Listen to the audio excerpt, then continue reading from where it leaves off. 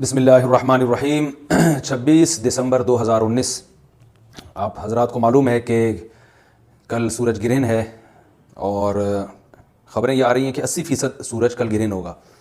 اس بارے میں اسلامی حکام کیا ہیں، شریعت کیا کہتی ہے، اس کے لیے علماء نے سوچا ہے کہ کچھ باتیں عوام تک پہنچائی جائیں، تو اس لیے میں نے بھی ارادہ کیا کہ شرعی حکام اس بارے میں بتائے جائیں، اس میں حکمتیں کیا ہیں۔ رسول اللہ صلی اللہ علیہ وسلم کے دور میں سورج گرہن ہوا ہے۔ آپ صلی اللہ علیہ وسلم کے نرینہ اولاد نہیں تھی، آپ کو اللہ نے اولاد دی اور آپ کے بیٹے کی موت واقع ہوئی۔ یہ ایک بہت بڑا حادثہ تھا اس وقت، کیونکہ عرب میں نرینہ اولاد کی بڑی ویلیو تھی۔ آپ صلی اللہ علیہ وسلم کو اللہ نے بیٹیاں دیں، بیٹا نہیں دیا، اور بیٹا دے کے اٹھا لیا، تو ایک بہت بڑا واقعہ تھا، اور اللہ کی قدرت کے اسی دن سورج بھی گرہن ہو گیا۔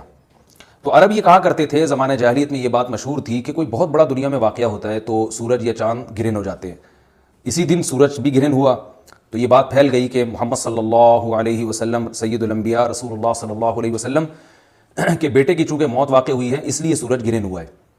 آپ صلی اللہ علیہ وسلم نے اس بات کی تردید فرمائی، اور آپ نے فرمایا ان الشمس والقمر آیتان من آیات اللہ لا ينکسفان بموت احدہم، کہ سورج اور چاند اللہ کی نشانیوں میں سے ایک نشانی ہے۔ لا ينکسفان بموت احدہم آیاتہ، نہ تو یہ کسی کی موت کی وجہ سے گرہن ہوتے ہیں، نہ کسی کی زندگی کی وجہ سے، بل یخوف اللہ بہما عبادہ، اللہ ان کے ذریعے اپنے بندوں کو ڈراتے ہیں۔ یہ بخاری مسلم کی حدیث ہے، اپنے بندوں کو خوف زدہ کرتے ہیں۔ تو یہ اللہ کی نشانیاں ہیں، اور آپ صلی اللہ علیہ وسلم نے اس موقع پر نماز کا حکم دیا، اللہ کے سامنے عاجزی اور انکساری کا حکم دیا۔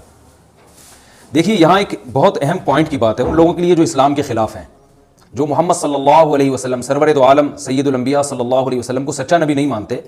ان کے لیے اس حدیث میں آپ صلی اللہ علیہ وسلم کی نبوت کی ایک بہت زبردست دلیل موجود ہے۔ ایک واقعہ ہوا ہے آپ صلی اللہ علیہ وسلم کے بیٹے کی موت کا، اور عرب یہ ویسے ہی کہا کرتے تھے کوئی بہت بڑا دن ہوگا تو سورج گرہن ہوگا۔ تو کوئی بھی شخص جو جھوٹا نبی ہو، آپ خود بتائیے کہ کیا وہ ایسے موقع پہ اس واقعے کو اپنے حق میں کیش نہیں کرائے گا، اور وہ یہ کہے گا نہیں کہ میں تو پہلے ہی کہتا تھا کہ میں بہت بڑی شخصیت ہوں، اور میرے بیٹے کی موت ہونا، ایک پیغمبر کے بیٹے کی موت ہونا ہے تو یقیناً یہ اس اللہ کی طرف سے ایک نشانی ہے، یہ نشانی ہے سورج کا گرہن ہونا، یہ بتانے کے لیے ہے کہ واقعی یہ بہت بڑا دن ہے، اور میں یہ بہت بڑا دن اس اعتبار سے کہ ایک نبی کے بیٹے کی موت واقع ہوئی ہے۔ لیکن آپ صلی اللہ علیہ وسلم نے یہ سب نہیں کیا، اور آپ نے بتایا کہ سورج اور چاند کے گرہن ہونے کا کسی کی موت یا زندگی سے کوئی تعلق نہیں، اور سائنس نے بھی ثابت کر دیا ہے کہ یہ ایک سائنٹیفک حقیقت ہے کہ جب زمین اور سورج کے درمیان چاند آ جائے تو سورج گرہن ہو جاتا ہے، اور جب چاند اور سورج کے درمیان زمین آ جائے اور سورج کی روشنی چاند تک نہ پہنچ رہی ہو تو چاند گرہن ہو جاتا ہے۔ تو یہ اس میں عبرت کی بات بھی ہے ان لوگوں کے لیے جو آپ صلی اللہ علیہ وسلم کی نبوت میں شک کرتے ہیں۔ البتہ آپ صلی اللہ علیہ وسلم نے اس موقع پر ہمیں حکم دیا کہ اللہ سے تضرع اور عاجزی اور انکساری کی جائے، اپنے گناہوں کی معافی مانگی جائے، اور نماز آپ صلی اللہ علیہ وسلم نے پڑھی۔ اس میں بھی بعض لوگ اشکال کرتے ہیں کہ یہ جب ایک نیچرل پروسیس ہے تو اس میں اتنا گھبرانے کی، کیونکہ حدیث میں آتا ہے آپ صلی اللہ علیہ وسلم بہت گھبرائے، تو اس میں گھبرانے کی کیا بات ہے؟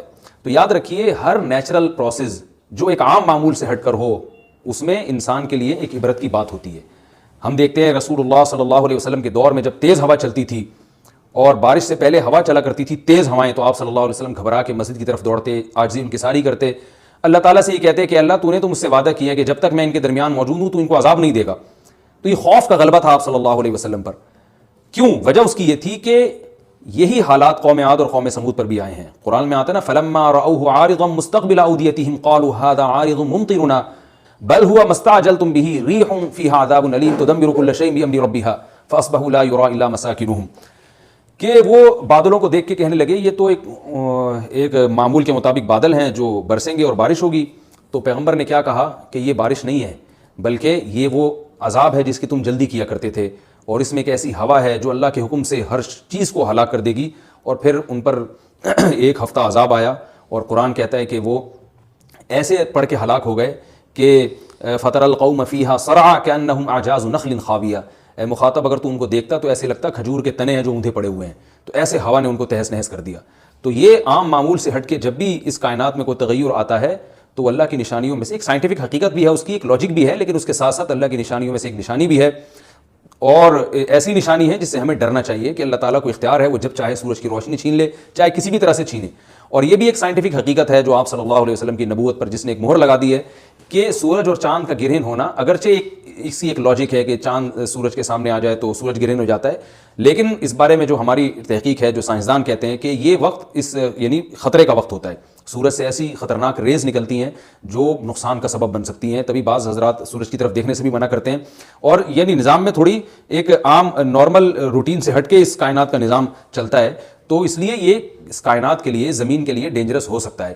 اور جو گریوٹی اور جو کشش کا نظام ہے اس میں بھی خلل واقع ہوتا ہے. تو ایسا نہیں ہے کہ یہ بالکل ایک نارمل کنڈیشن ہوتی ہے اور اس کا کوئی نقصان ہی نہیں ہے, یہ بالکل غلط ہے.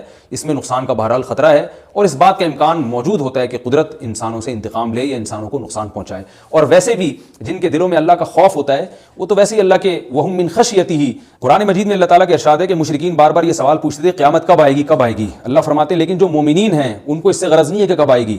والذین آمنوا مشفقون منہا, وہ تو قیامت سے گھبراتے ہیں کہ پتہ نہیں ابھی نہ آ جائے. تو جس کے دل میں اللہ کا خوف ہوتا ہے اس کے زندگی گزارنے کا طریقہ کچھ اور ہوتا ہے, وہ بات بات پہ اللہ سے ڈرتا ہے, اس کو اللہ سے ڈرنے کا بہانہ چاہیے, اس کو توبہ کا بہانہ چاہیے. تو اس بحث میں پڑھنا کہ یہ تو ایک لاجیکلی ایک سورج کی روشنی غائب ہو جائے گی, وہ ٹھیک ہے, یہ سائنسدانوں کا شعبہ ہے کہ کیوں غائب ہو رہی ہے, ماہرین فلکیات کا شعبہ ہے. لیکن اہل ایمان کا جو کام ہے اس موقع پر, ان کا جو وظیفہ ہے وہ یہ کہیں کہ اللہ کی نشانیوں میں سے ایک نشانی ہے, اللہ اپنی قدرت دنیا میں دکھاتا ہے کہ میں یہ بھی کر سکتا ہوں چاہے کسی بھی طریقے سے کروں. تو ہمیں اس موقع پر بہرحال اللہ کے سامنے جھکنا چاہیے, اپنے گناہوں سے معافی مانگنی چاہیے, اور وہی عمل کرنا چاہیے جو رسول اللہ صلی اللہ علیہ وسلم نے ہمیں بتایا ہے. اور اس بارے میں جو توہمات پھیلے ہوئے ہیں اس سے بھی ہمیں اجتناب کرنا چاہیے. جیسے نبی صلی اللہ علیہ وسلم نے عربوں کے وہم کو دور کیا ہے, بھائی اس کا کسی کی موت اور زندگی سے کوئی تعلق نہیں ہے. تو اسی طرح آج کل لوگوں میں ایک سورج اور چاند گرہن ہونے کے بارے میں وہم بھی بہت ہے کہ پتہ نہیں کیا ہو جائے گا, حاملہ عورتیں نہ نکلیں, فلانا نہ کرے, فلانا خربوزہ نہ کھائے, اس موقع پر کسی نے تربوز کھا لیا تو یہ ہو جائے گا. الٹی الٹی باتیں پتہ نہیں کیا کیا مشہور ہیں. یہ خربوزے تربوز کی تو میں ویسی مثال دے رہا ہوں. تو کوئی بھی چیز جب کہنی ہو تو پوری طرح سے اس کی ریسرچ کریں. مجھے نہیں پتا حاملہ عورت کو فائدہ ہوتا ہے نقصان ہوتا ہے سورج گرہن ہونے سے, لیکن اگر نقصان بھی ہوتا ہے تو اس کی کوئی مستند دلیل ہونی چاہیے آپ کے پاس. ایسے ہی سنی سنائی باتیں آگے نقل نہ کریں. تو بہرحال ہمیں جو کرنے کا کام ہے جو رسول اللہ صلی اللہ علیہ وسلم نے بتایا ہے وہ کام بخاری اور مسلم کی حدیث کے مطابق نماز ہے, انفرادی بھی ہے, جماعت سے بھی ہے. مستحب یہ ہے کہ جماعت سے نماز پڑھی جائے مسجد میں یا کسی بھی میدان میں, اور 2 رکعتیں امام پڑھائیں گے, اور اس میں سرن تلاوت بھی کر سکتے ہیں, جہری تلاوت بھی کر سکتے ہیں. دونوں رائے ہیں علماء کی. آج کل جہری کو اس لیے ترجیح دی جاتی ہے کہ صلاۃ کسوف میں جو رسول اللہ صلی اللہ علیہ وسلم کی سنت ہے وہ لمبی نماز ہے. تو لمبی نماز پڑھیں گے تو اگر آپ آہستہ آواز سے پڑھیں گے تو لوگوں کو تھکاوٹ کا احساس زیادہ ہوتا ہے, جہری پڑھیں گے تو تھکاوٹ کا احساس کم ہوتا ہے. تو اس لیے دونوں قولوں پہ فتویٰ دیا جاتا ہے. وہ ایک قول راجح ہے اور ایک میں آسانی ہے. تو آسانی اس قول میں ہے کہ جہری تلاوت کی جائے, اس میں لوگوں کو نماز میں کھڑا رہنا آسان ہوتا ہے. تو لمبی سے لمبی نماز پڑھی جائے, اس میں 2 رکعتیں پڑھی جائیں اور خوب طول دیا جائے اس کو, اور اتنا طول دینا کہ لوگوں کا خطرہ ہو کہ نماز ہی چھوڑ کے بھاگ جائیں گے. یہ بہرحال درست نہیں ہے, کیونکہ آپ صلی اللہ علیہ وسلم نے امام کو مقتدیوں کی رعایت کا حکم دیا ہے. اور کوئی جماعت سے نماز میں شریک نہیں ہو سکتا تو گھر میں نماز پڑھیں, انفرادی نماز پڑھیں. نماز نہیں پڑھ سکتے تو توبہ استغفار کریں. بہرحال یہ وقت جو ہے توبہ استغفار کا ہے, اپنے گناہوں سے معافی مانگنے کا ہے. اللہ تعالی ہم سب کو عمل کی